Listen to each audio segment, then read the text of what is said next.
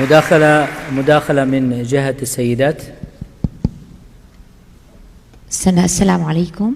دكتورة سوزان محمد القرشي، عضو هيئة تدريس بالجامعة.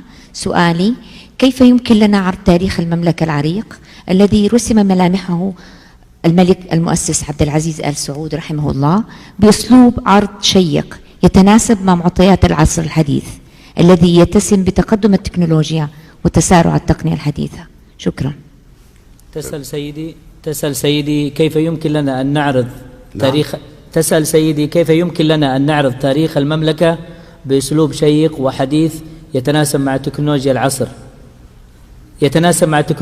مثل الوسائل الاجتماعية الحديثة عبر النت والبرامج الإلكترونية. كل إنسان أو كل البشر يتأثرون بعصرهم اللي هم فيه، يتأثرون بالثقافات المختلفة التي الآن أصبح في متناول الجميع. التلفزيون، وسائل الاتصال بالتلفون، الرسائل تجي بالتلفون، كذلك وجود التلفون، الجرايد، الكتب لغيرها. هنا يجب على الإنسان يستفيد من هذه تماما، ويجب كذلك أن يفكر. وإذا الإنسان أو الإنسانة جاء عندها سؤال أو تساؤل فترجع للحقائق.